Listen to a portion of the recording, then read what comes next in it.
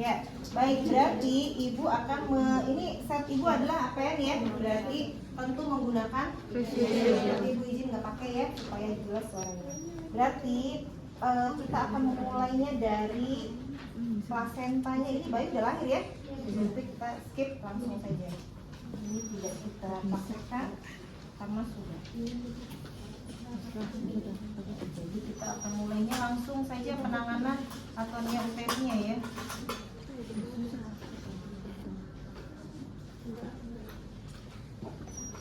Jadi ini sudah ya bayinya.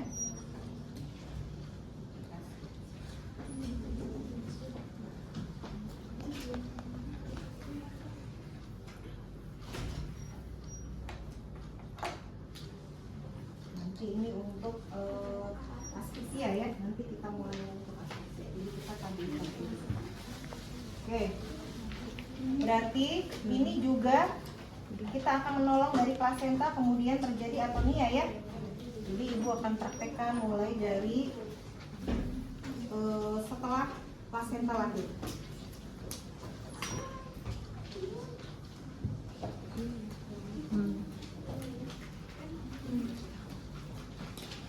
Ya.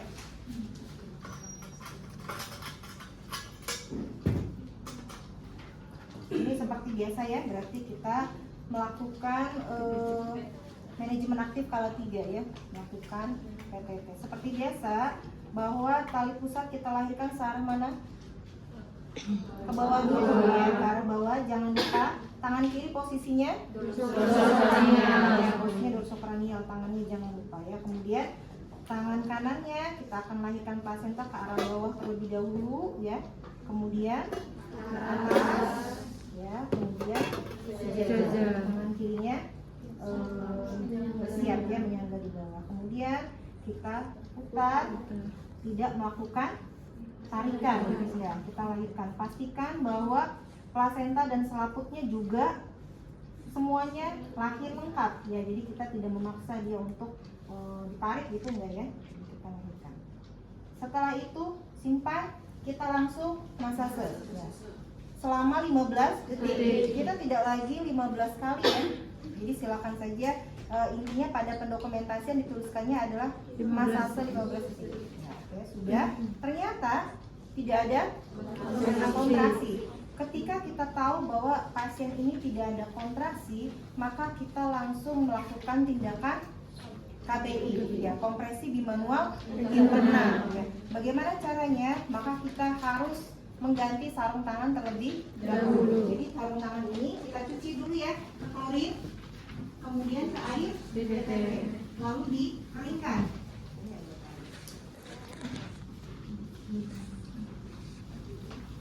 Ya, jadi dikeringkan. Kemudian kita atau boleh alternatif lain juga dilepas misalkan ya. Tapi ibu lebih memilih untuk didouble karena lebih nyaman ya, lebih baik untuk mencegah infeksi kita. Kemudian kita gunakan sarung tangan manual. Ini sarung tangannya kiri ya.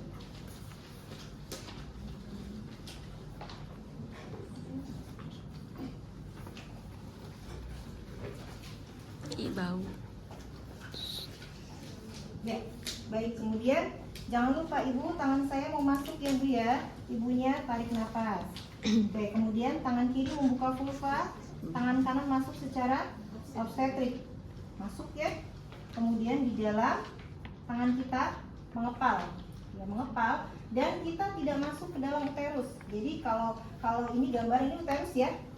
Maka tangan kita itu bukan masuk ke sini seperti halnya kamu manual plasenta, ya kan? Kalau manual tangannya masuk cari plasenta, tapi pada saat kompresi di manual internal tangan kita nggak masuk ke sini, tapi di atas di sini. Ya, jadi ketika masuk, kamu tahu bahwa ini porsio ya, maka ke atasnya. Nah di sini kamu mengepal tangannya, jadi tidak masuk, bukan masuk ke dalam uterus, melainkan pada fornix anterior. Di sini fornix anterior. Ya. Berarti ulang ya, tangan kiri kita membuka vulva, tangan kanan masuk secara obstetrik. Masuk, kemudian cari apa namanya? Fornix. Apa namanya? Fornix anterior ya, masuk Ketika sampai di fornix anterior, ubah tangan menjadi kepalan. Ubah tangan menjadi kepalan seperti ini. Ya, di dalam ya. Kemudian tangan yang di luar adalah mencari daerah fundus, ya, cari daerah atasnya. Kemudian posisikan tangannya seperti ini. Lalu kita dekatkan antara tangan yang di dalam dengan tangan yang di luar. Ini di luar ya, berarti di kain seperti ini. Ya. Nah, kemudian lakukan kompresi atau penekanan selama 5 menit. Gitu ya. Jadi seolah-olah kalau digambarkan adalah seperti ini gambarannya. Yang satu di dalam, yang satu di luar. Ditekan seperti ini. Lakukan kompresi selama 5 menit. Ya, seperti ini gambarannya. Nah, ini ya. Lakukan kompresi selama 5 menit. Kita lihat jam. Ya. Setelah 5 menit, maka kita evaluasi. Bagaimana cara kita mengevaluasi? Merasakan. Kalau dia ada kontraksi, maka tangan kita nanti seolah-olah akan menjauh. Karena adanya kontraksi kan keras ya, keras gitu. Berarti kita tangannya akan seolah-olah jadi menjauh karena adanya kontraksi itu. Tapi kalau tidak ada kontraksi, begitu aja rasanya tidak berubah. Ya, jadi kita evaluasi setelah 5 menit, kita rasakan, kita nilai. Oh, ternyata ada kontraksi. Ketika ada kontraksi berarti tangan kita merasakan seolah-olah menjadi menjauh, seolah-olah ya, bukan tangan kita yang dilepas gitu, enggak, tapi kita merasakan ada kontraksi sehingga tangannya menjauh seolah-olah. Nah, ketika ada kontraksi maka berikutnya kita pertahankan KBI-nya selama 2 menit. Jadi kita lihat jam lagi, kita tahan lagi selama 2 menit. Lanjutnya ketika ada kontraksi sudah bagus, ya silakan tangannya keluar, lalu observasi. Berarti ini sudah tertangani dengan KBI saja. Ya, itu kalau berhasil dengan KBI. Itu langkah 1 ya. Tapi ada juga kasus di mana ketika dilakukan KBI selama 5 menit tidak ada kontraksi. Oh, ini nggak ada kontraksi ya. Dievaluasi tetap saja tangannya tidak menjauh, kita tidak merasakan adanya kontraksi. Maka langkah berikutnya adalah kita akan melakukan pemasangan infus dan juga pemberian ergometrin, sehingga kita butuh keluar tangannya. Nah, kalau kita bekerja sendiri, teknisnya kayak tadi. Jadi setelah KBI, tangan kita keluar, kita mau KBE, minta tolong keluarga ya, kita pasang infus. Tapi nanti kalau di rumah sakit, maka KBI itu tidak dilakukan. Kenapa? Karena ada orang lain, ada asisten kan? Jadi yang lain aja suruh pasang infus, kita tetap KBI. Kalau di rumah sakit nggak akan KBE. Ini settingannya dibuat kamu memberikan asuhan secara mandiri ceritanya. Ya, jadi seolah-olah kamu tuh tidak dibantu, kamu mengerjakan sendiri, maka caranya seperti itu. Tapi kalau kamu punya teman, punya partner kerja di rumah sakit, kan di rumah sakit biasanya nggak mungkin sendirian dong, ya kan? Sehingga bagi tugas, yang satu KBI pertahankan, nggak keluar, nggak apa-apa, teruskan aja. Yang satu silakan siap-siap pasang infus, kasih ergometrin, tensi dulu, observasi dan seterusnya. Jadi KBI tidak dikerjakan kalau di rumah sakit. Jadi ini langkah ini dikerjakan pada keadaan kamu mengerjakan sendirian. Ya, jadi settingannya seperti itu. Jadi memang ini nanti kalau kamu di lahan terjadi atau militeri gitu ya, kamu tetap bisa mengerjakan walaupun kamu sendirian. Settingannya seperti itu ya. Oke, kita lanjut ya. Berarti tadi cipta yang kedua ya, atau kasus yang kedua ketika kita lakukan KBI ternyata tidak ada kontraksi, maka kita akan pasang infus, tujuannya ya, pasang infus dan juga pemberian ergometrin, sehingga kita tangannya butuh keluar. Jadi uterus tidak mungkin kita biarkan, sehingga kita tetap upayakan dengan melakukan KBE, sehingga kita minta tolong keluarga atau pendamping yang ada di samping gitu ya. Ibu boleh minta tolong satu orang, silakan sini. Siapa aja? Nah, ini ceritanya berarti pendamping ya. Oke, Bapak boleh tangannya di depan tangan saya. Nah, ini dia. Oke, jadi kita minta tolong pendamping untuk mengambil alih posisi kita. Ya, jadi tangannya di samping sini, bukan di dalam sini. Maaf, sok ke sini. Ya, bukan, tapi di sini. Ya, jadi kan kita begini. Bapak mau tonton tangannya di samping saya, berarti di sini yang dipandang. Jadi bukan di sini. Jadi di sini karena ya di belakang. Oke, gitu ya. Coba kita ulang dulu. Ya, nah. Kemudian Bapak tangan satunya boleh mengepal. Ya. Tidak, di depan. Nah, gitu ya. Jadi kita meminta Bapaknya tangan satunya untuk mengepal. Ya, kemudian kita tangannya ambil dan kita perbaiki posisi yang dikerjakan oleh pendamping itu ya, karena tidak semua juga paham ya. Kita perbaiki dulu. Tangan satunya keluar. Lalu Bapak ditekan ya, ini ya, karena ini kan pasti banyak darah ya. Tekan, betul. Jadi suaminya atau pendampingnya tangannya sama seperti kita ketika KBI, tapi ini posisinya di luar, sehingga tangan satu seperti tangan satunya begini. Nah, lihat ya. Ya, begitu. Bisa mukul ini? Ya.